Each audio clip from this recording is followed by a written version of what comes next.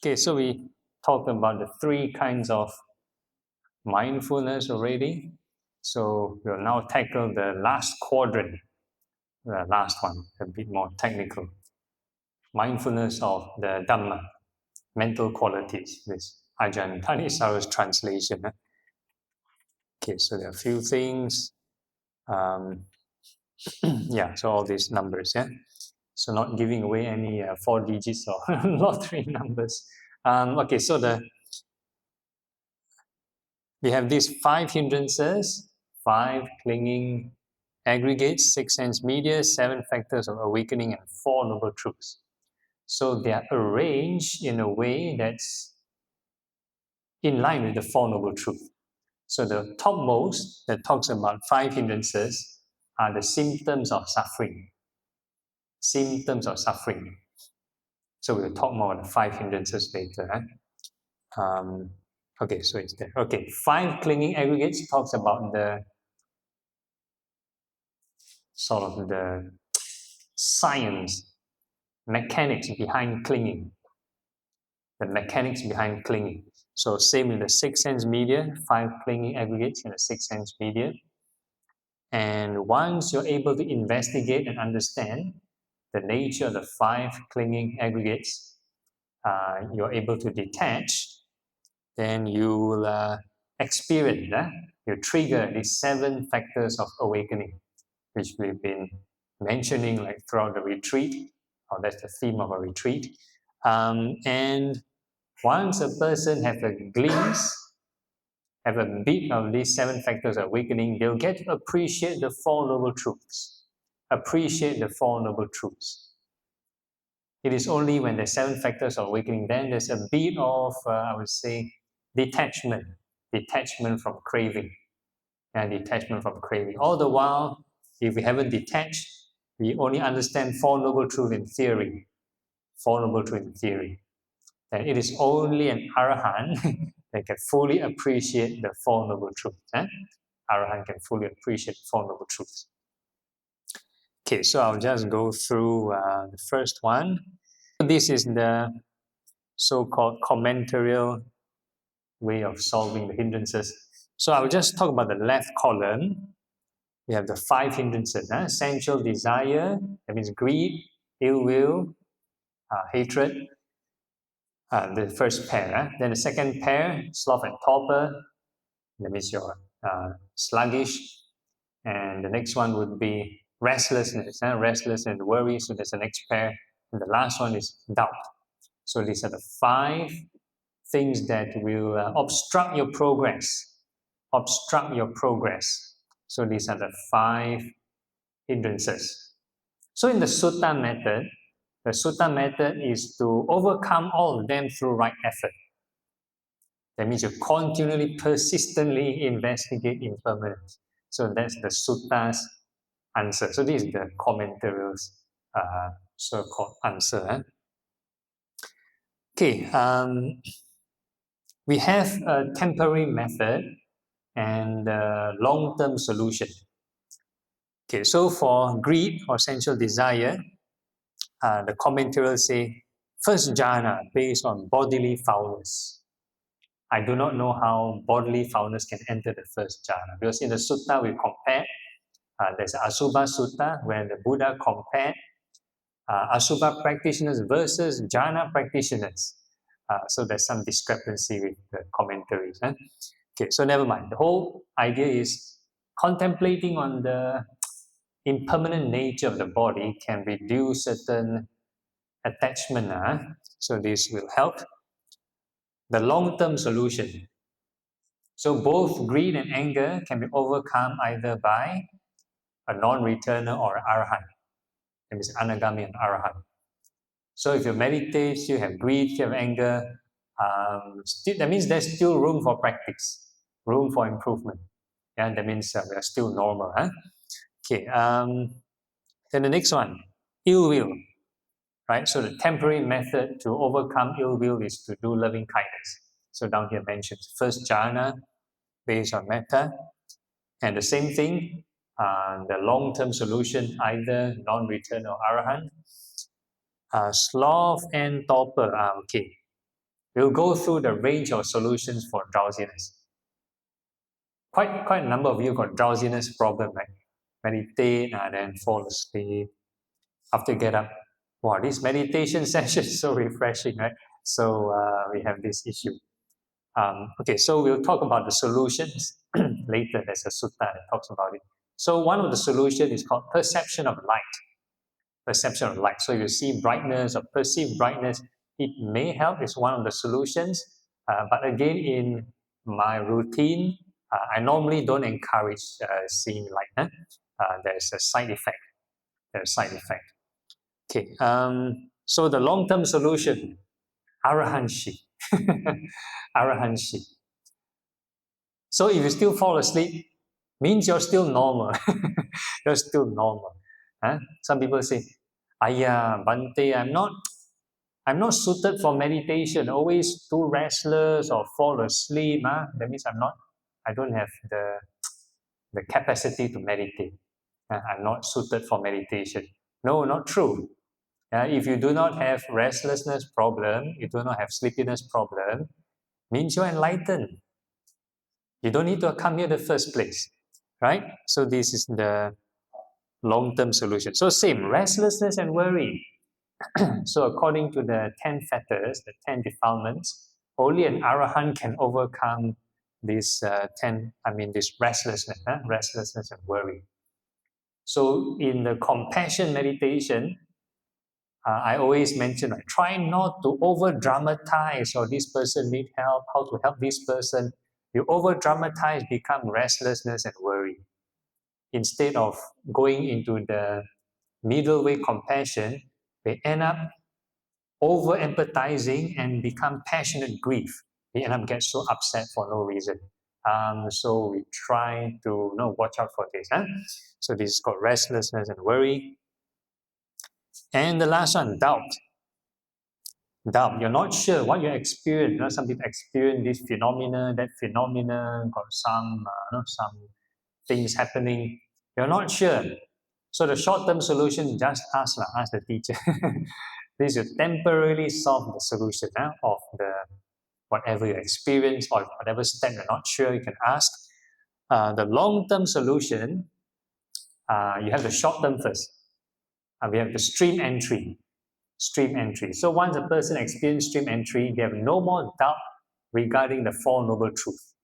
They experience a glimpse of this inner happiness, which is devoid of craving. So they have a glimpse of that, so they know that is alternate source of happiness, not just sensual pleasure, and not just sensual happiness. So they discover the spiritual route, so they have no more doubt. Okay, so these are the list of these issues. Okay, so now I'm going to so the short-term solution for restlessness and worry. We covered equanimity. That's the fourth Brahmavihara. In our routine, we reflect on karma's ripening. Every moment, every sensation, karma's ripening. We keep repeating or keep reflecting that, then the mind will be at peace, accept karma, you'll accept, and not run around too much. So that's one way of overcoming. Okay, so now we talk about the range of solutions to overcome drowsiness. Drowsiness. So one of the ways, or the common ways, is walking meditation. So this is one of the solutions. Under this Chapala Sutta. Not Chapalang, it's Chapala Sutta. So it's the story about Venerable Moggallana before he attained enlightenment. So Venerable Moggallana is the left-hand man of the Buddha, foremost in psychic power. But before he became Arahant, when he's meditating, also nodding, also like that. People who love stillness will have this issue, like stillness. Okay, so the Buddha teach him how to overcome this problem. So the first advice, important advice, don't attend to the perception of drowsiness. Don't pursue the drowsiness. So if you have a sleepy sensation, sleepy emotion, very nice, very enticing, do not watch it. Do not pursue, do not watch it. A lot of people think they're very skillful. They can be aware, right? Aware. Once you're aware, this sleepiness is like a black hole or like a tornado. You're aware only, you get stuck in, finish, gone case. So the Buddha teach, divert your attention somewhere else. Don't pay attention. Don't go and try to fight with this sleepy kind of feeling. Divert. The Buddha said divert. The first one is to investigate the Dhamma. Investigate it before pondering. Investigate the Dhamma. So we talk about the 5 aggregates and the 4 elements, 6 sense bases. So you can investigate the nature of the mind, observe. So it's real-time evidence, not just speculation, not just theorizing, real investigation. So we can investigate that instead of observing the sleepy feeling. So we divert the mind first to somewhere else. Investigate the Dhamma. But if that still doesn't work, you watch when still very sleepy, then the next step is to this one. Ponder the Dhamma. So it's a bit like a Dhamma talk in the mind. Whatever Dhamma teachings you recollect it. So that's one way to energize the mind. Energize the mind. Yeah, so someone was talking about if you're sleepy, right, what to do. So some of the solutions, if you cannot come back to the meditation theme, alternate solutions. Alternate solution. Okay, if let's say recollecting the Dhamma still doesn't work, all the all the teachings they recollect still make you sleepy, then you do chanting. Do chanting. But in a group setting, in your quiet practice, please don't chant aloud. You can chant in your mind. People will get shocked or disturbed by your chanting. Okay. All right. So if all subtle method doesn't work, anything the mental thing doesn't work, then you get physical. Get physical. You pull your ear, rub your limbs, right? Wash your eyes. Yeah, you can use the washroom, right? Wash your eyes. Okay, then this one, perception of light. Right? So for Venerable Moggallana, he has this perception of light. So for those who pursue this perception of light, one of the side effects is it may develop this divine eye. And those doing visualization meditations may develop divine eye. So a certain meditation system that require you to see past life, and see some other things, need you to focus on white light. So that is the side effect. Not suitable for everybody. Some people might get traumatized, emotionally traumatized, or not ready for it. So we don't do it here, because I encountered some people that go crazy before. So better don't. But if you have a guided, experienced teacher that practice this path, you can seek guidance from them. Then by all means, then you do this. Then after the white light, there's the walking meditation. If by walking meditation you still can fall asleep, you still can topple, that means that is real physical exhaustion. Real physical exhaustion. It's not mental sluggishness, real physical exhaustion. So the Buddha said, lie down mindfully. Lie down mindfully. So these are the range of solutions. So the next one is on the 5 aggregates. 5 aggregates. So we briefly talk about the 5 aggregates in probably the first few days of the retreat. So if you look at the blue squares at the top, the blue squares at the top, or blue rectangles, so these are the 5 aggregates. So you have the form aggregate, feeling, perception, mental formation, and consciousness. So these are the 5 aggregates. So you can subdivide it into 2 groups. You can call it Nama Rupa. Nama means mind. Rupa means matter. Nama Rupa. So some people interpret or translate as mind and body. So body will be Kaya. It becomes Nama and Kaya. So but I prefer mind and matter. So these are the 5 aggregates. So for the form aggregate, on the left, you have basically the 4 elements. That's the definition of the form aggregate. So there's earth, fire, wind, water. So if you want to be more, have more variety, some people talk space element or the consciousness element, which is the last one later. So at least 4 elements. So that's the form aggregate. So the 5 aggregates are actually 5 in 1. Wherever you place your attention, the 5 will be there. You cannot say I separate it. You cannot separate it. You can differentiate it. So that's the interpretation issues of some post-canonical manuals when they talk about differentiating mind and body or mind and matter. Then lots of people have different interpretation.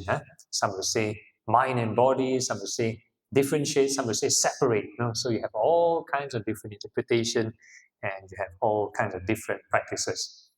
Okay, so that's the first one. Second one is feelings. So we covered mindfulness of feelings earlier this morning, pleasant, unpleasant, neutral feelings. And the third aggregate, we have this thing called perception. So perception is basically based on whatever memory you have before, you try to make sense of what you are cognizing. Whatever sense contact, then the mind will try to make sense of it. So that's called perception, using your memory. Like for example, do you know what drink is it in this cup? You have no idea, right? Because you haven't seen it, or nobody tell you what's the content inside the cup. But do you know what item is this? A cup, right? So like I told you, it's a cup. So you have the perception because you learned this before somewhere. Maybe in school or at home, somebody told you, okay, this is a cup. So you have the memory, so you call this a cup. It's perception, right? But by looking at a cup, you are activating which consciousness? Eye consciousness, that's right. Eye consciousness. So that's the 5th aggregate. And when you start to think, what item is this? You're generating mental formations, right? And if you're calling it a cup, that's perception. And this cup is made of what? Made of the 4 elements. Yeah, you can call it porcelain or plastic or metal, doesn't matter. 4 elements. And if you look at the cup, who likes the design of the cup? Who doesn't like the design of the cup?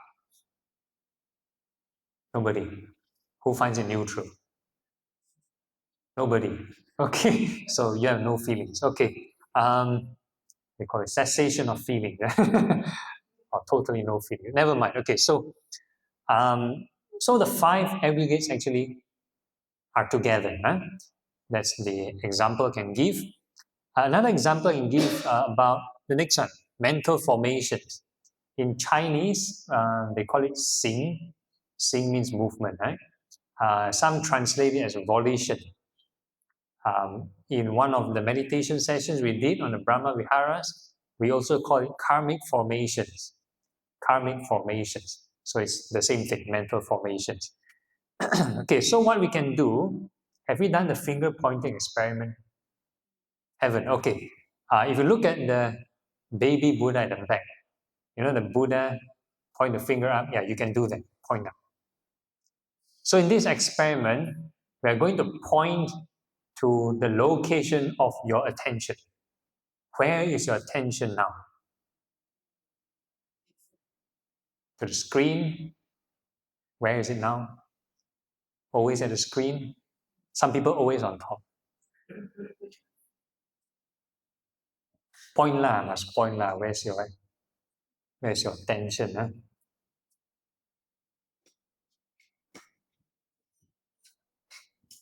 So it's moving all the time, right?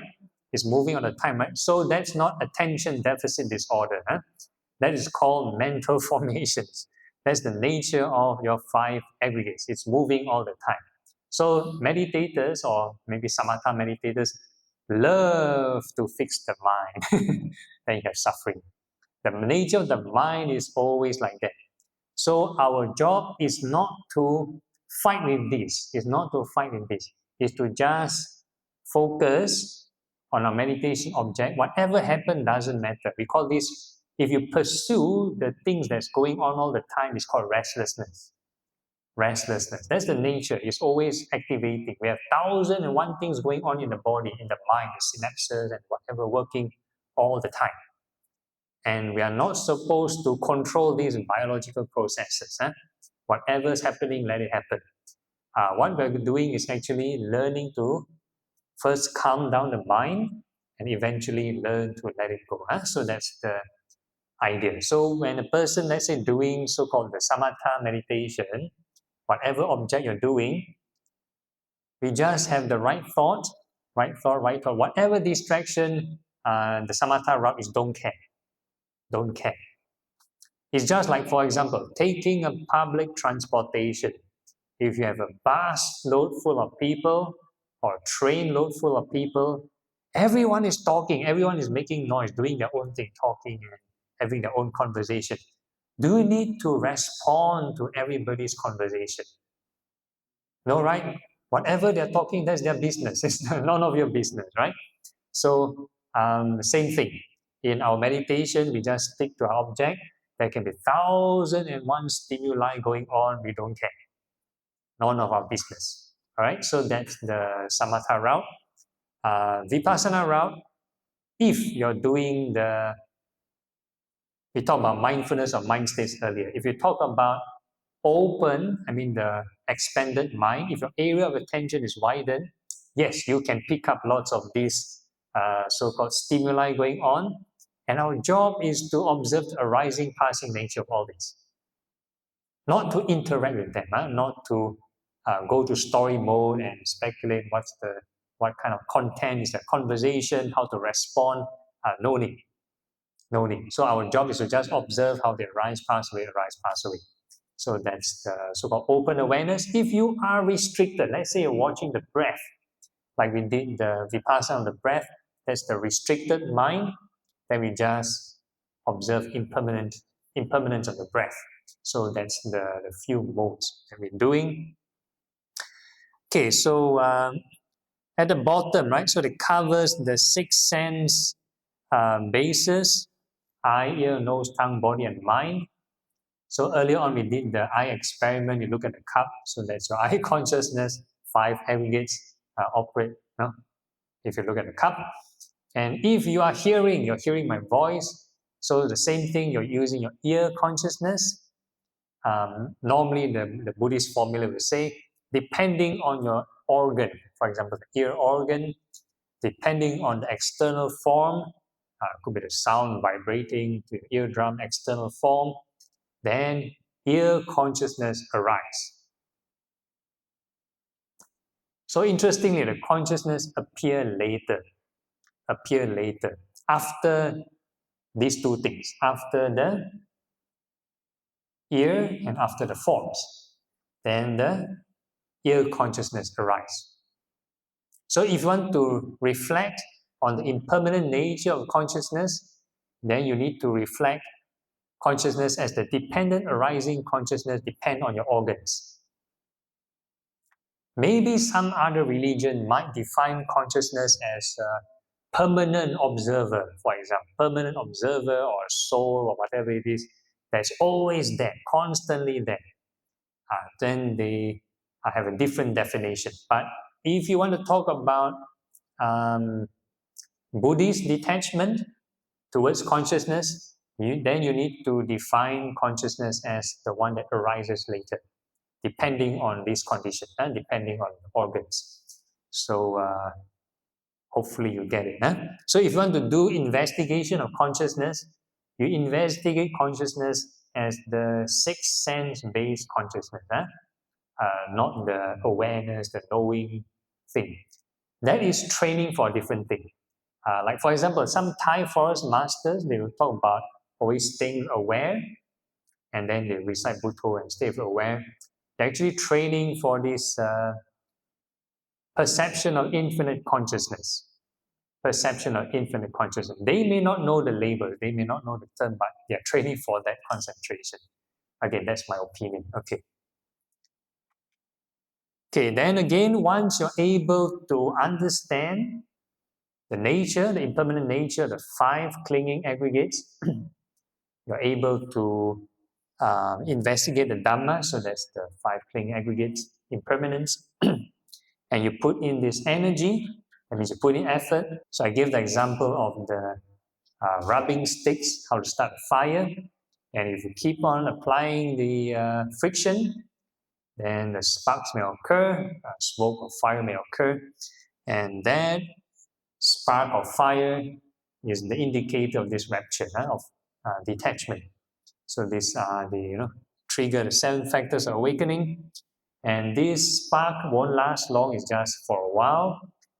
Then the mind will calm down, and that's called tranquility. And eventually, if you continue to observe impermanence or reflect on impermanence, it will go into this concentration, which is this vipassana-related concentration, nothing to do with jhanas. So for jhanas, you need to enter concentration first to experience rapture. In this process, it's the opposite. It's the other way around. You detach first, you experience rapture, and it will slowly lead you to a kind of concentration. And this concentration doesn't have the jhana factors of this joy and happiness. Straight away equanimity, just this neutral kind of sensation, no joy, no happiness. So this is the 7 factors of awakening. And again, this is not permanent. Once you cling, or once the mind goes to autopilot mode, you start to daydream, then you might need to go back to square one. So imagine my hand, right? Imagine my hand is an indicator. Imagine this is high level of craving, and imagine if you go down this low level of craving. So it's I would say I'll try to synchronize with these 7 factors of awakening. Imagine if you have high level of craving, you might need to start off with this mindfulness. You haven't triggered this rapture and everything, so there's high level of craving. So you need to activate the first 3, mindfulness, investigation of impermanence, and right effort, and then you can reduce craving, and it will trigger this rapture. And if you continue mindful of impermanence, the craving go lower, and enter a deeper state of peace. So we call that the samadhi. But if, let's say, whatever means you are not mindful, then the craving go up again, then you need to restart. You need to go up and down. So it's a roller coaster. It's a roller coaster ride. So some people, for example, if you do the jhana combination with the impermanence, some people say go every level, you feel a bit of the goosebumps, a bit of this joy, because when a person go to a new level, definitely we have clinging. Unless you are arahant, then no clinging. So definitely we have clinging. Then we think of impermanence to detach. So when you reduce the craving, then a bit of joy, and then you go up again, some clinging again, then you think of impermanence, then you trigger. So it may trigger multiple times depending on your craving level. So it's a tug of war between like the Buddha and Mara. Yeah. So depending on how much effort you put in, then the Buddha side will be pulling the ropes. But if you're kind of autopilot or not putting the effort, then the Mara's team will be pulling the rope.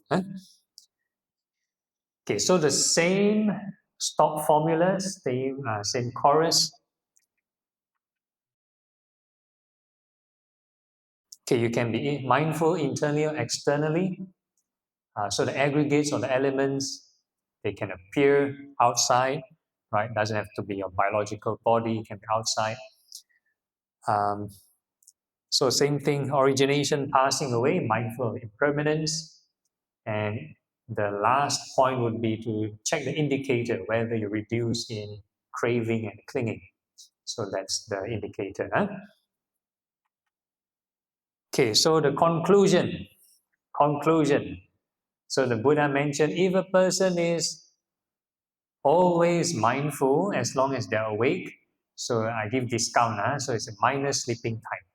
So as long as you're awake, you're always mindful of this impermanence of the four foundation of mindfulness. The Buddha mentioned within 7 years can reach either full awakening, arahant, or a non-returner. So the Buddha mentioned 7 years. Then the Buddha still give discount. Say if you're a bit more hardworking, maybe 7 months. And don't need 7 months. If you're more hardworking, 7 weeks. And don't need 7 weeks. If you are more hardworking, 7 days. So the Buddha mentioned 7 days. So I'm not sure how many days of this retreat already. Let's see what you what you can accomplish. So 7 days, the Buddha mentioned, faster 7 days. Of course, this is just a metaphor. 7 days or 7 weeks. Sometimes there are disciples that just listen one line only, one teaching of the Buddha, and they got enlightened. Right. So within 1 day. But it's not just 1 day because before they listen to the teaching of the Buddha, they've been practicing. So, like for instance, there's this person called Bahia. Bahia. So he attained enlightenment just by listening to the Buddha's sermon on the 6 senses. But before that, he was an ascetic. Came all the way to listen to the Buddha, to listen to the teaching, and he got enlightened. But as an ascetic, he's been meditating for a very long time. Right? So there's actually no shortcut. Everything there's causes and conditions. So like some people mentioned, Buddha's time, lots of people listen to sermon once and they got enlightened because they put in a lot of effort. They planted the causes already. Right? So it's never too late to plant the causes. We don't need to care whether we've planted causes before. We just need to keep on planting the causes. Yeah. Okay, so that's the end of the sharing. Okay, end of the presentation. So time for Q&A, any issues, any questions? The last step is to measure the parameter of what you perform. Yes, this 7. Okay. So craving actually manifests in a form of like a tension energy. Tension, mental energy. So if you keep on applying right thought, the mind will settle down. This craving formation will settle down.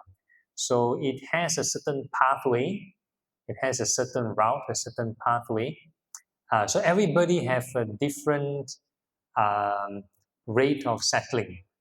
So like for example, if you do loving kindness, it will settle to a certain limit only. But if you do if you think of loving kindness, it will have a certain limit to where it settles. But if you think of impermanence, it has no limit. So you go all the way, it's a long river, a long stream, the pathway of it settling. Yeah. So I hope it makes some sense, metaphorical sense. Yeah. Okay, yes. Okay, so one metaphor I always like to give is about the Buddha's story. Have you all seen the Little Buddha movie by Keanu Reeves? No. Okay. But have you heard of the story of the Buddha?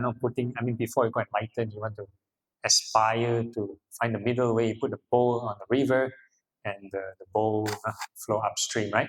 Okay. So this story may not be canonical, but it's a good story. So it means it's a metaphor for how this mind or how these craving formations actually go against the craving, the flow of craving, go against the flow of craving. So the direction of craving has a certain direction, or when the craving is active in a certain direction, but when we practice, it's going against this route. So our job is to find the source of the stream, or the source of the mind, whatever you want to call it. Yeah. So as long as we keep on reflecting on impermanence, this mental energy will find its way to the original point, original spot.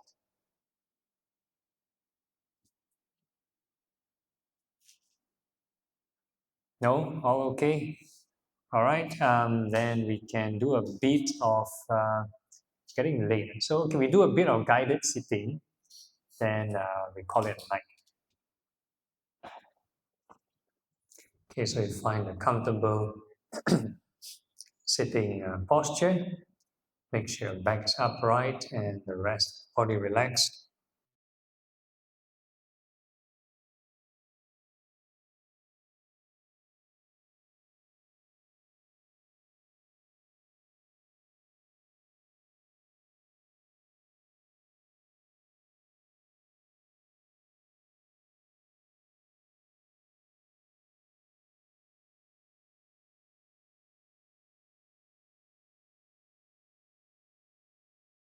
For now, we'll do a bit of recharging of the mind. For those who are a bit scattered, hopefully it might help.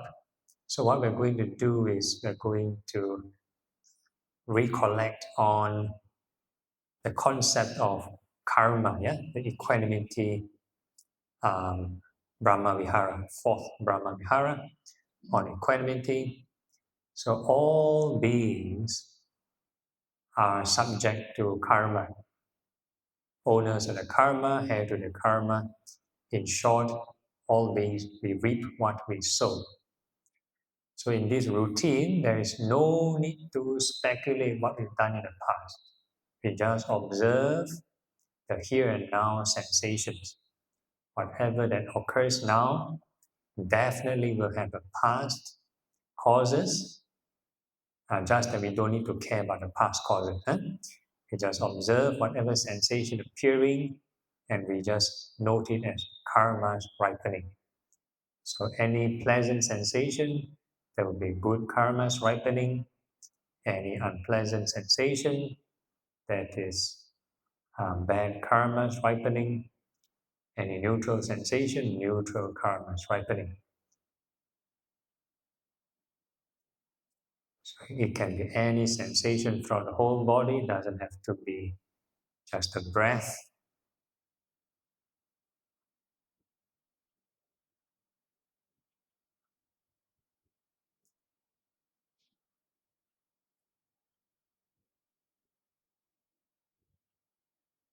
Constantly right effort, karma's ripening.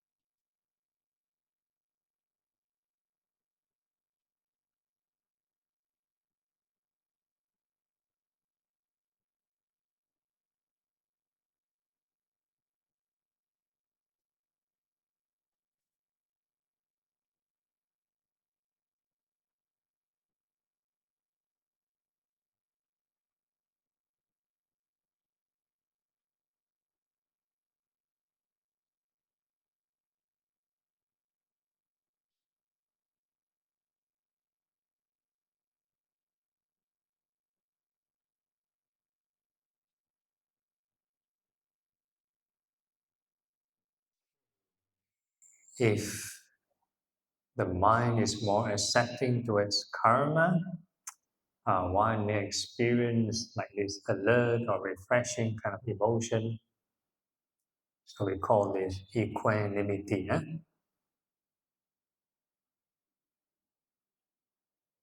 And regardless what you experience, keep on uh, labeling karma as ripening.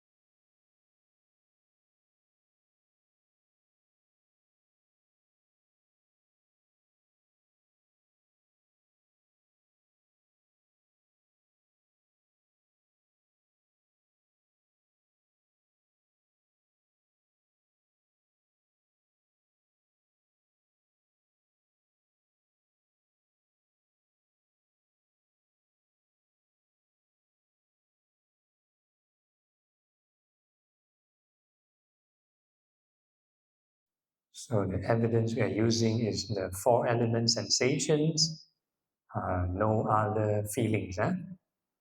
Any sleepy feeling, any pain and discomfort. There's a separate thing, we just take note of the four elements and we just keep on mention karma ripening. If it's pleasant, unpleasant, good or bad, karma ripening.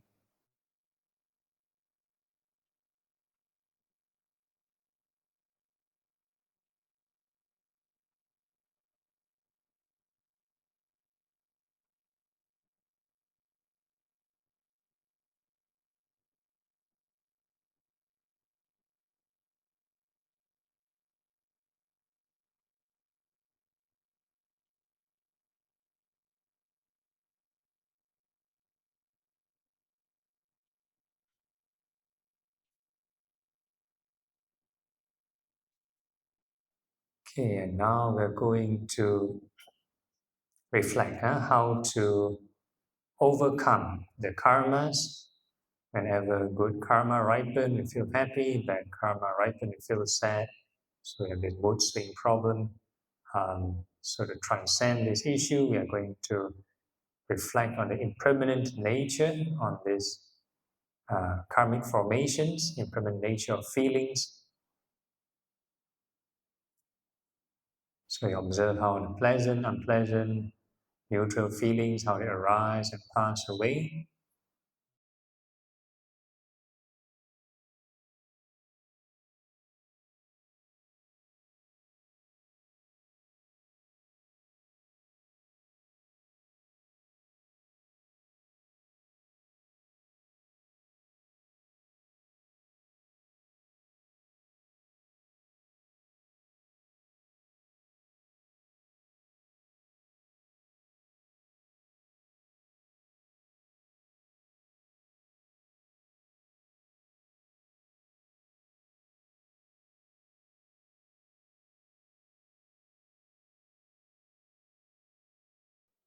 And we're going to keep labeling impermanence.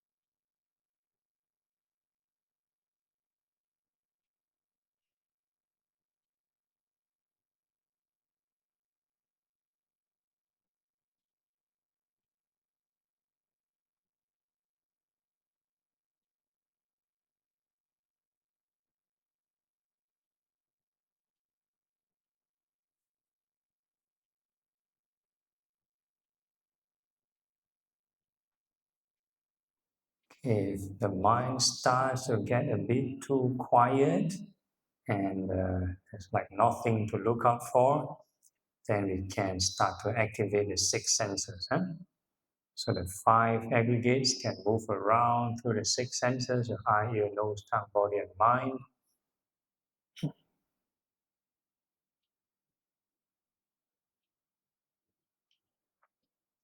And we observe how these formations, karmic formations, how it move around through the different senses by itself, just like what we did in the finger pointing experiment. So our job now is to be this GPS tracker, track the attention of our own mind. The only thing we need to label is impermanence, or you can use rising and falling.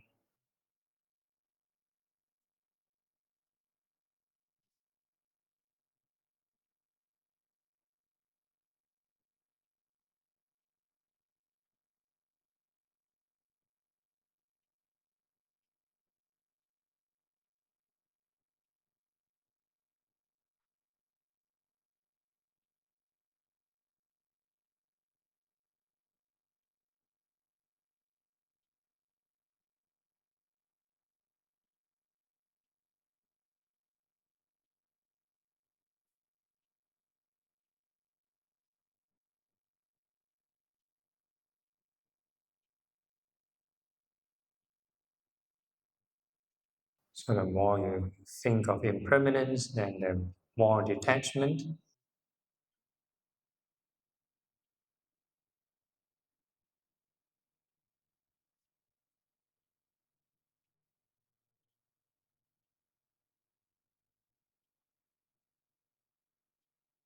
So there is no need to chase after the mind, no need to coerce, no need to direct it anywhere. If you truly want to understand the mind, right, this attention deficit mind, then you kind of need to let it freestyle, but you observe how it arises and passes away.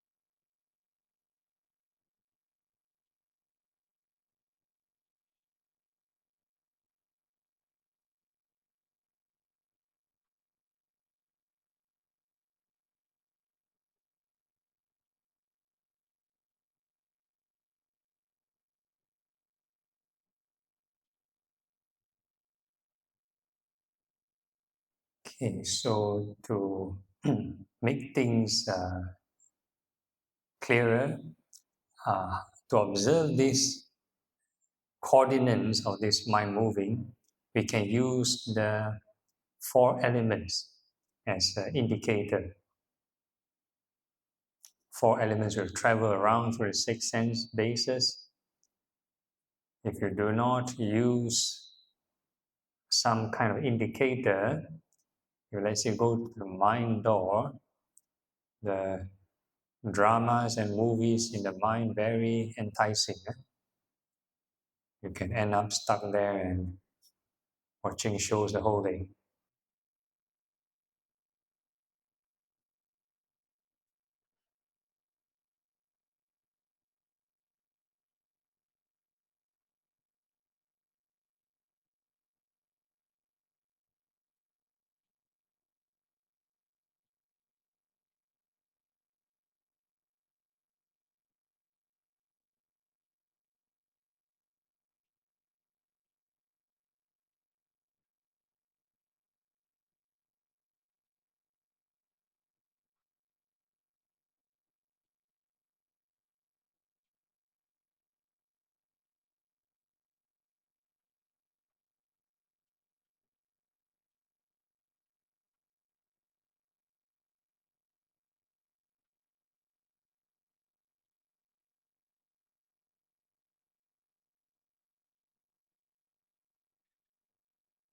So if we let the mind freestyle, we can even have the perception of non-self.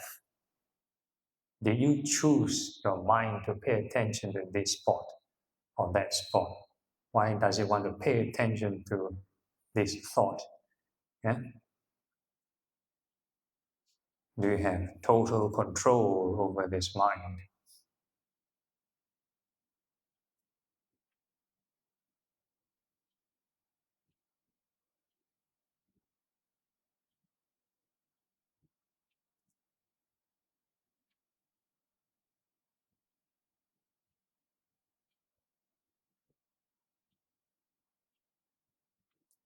And if you try to control it, will there be suffering, stress, and tension?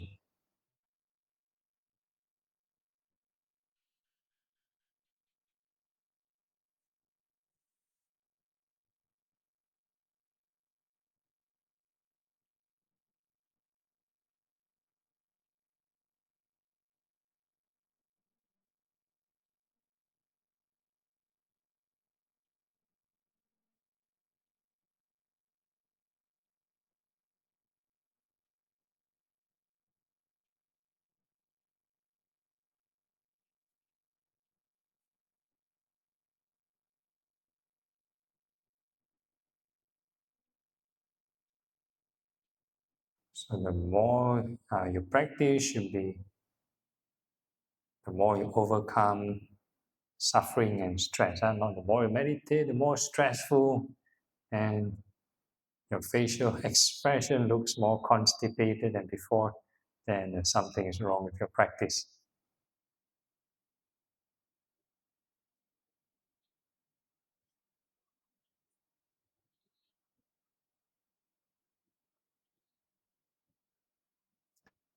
Okay, then we can formally end the session. This is just a brief intro. Maybe tomorrow on your free time, you have more time to explore and investigate, see how far you can detach.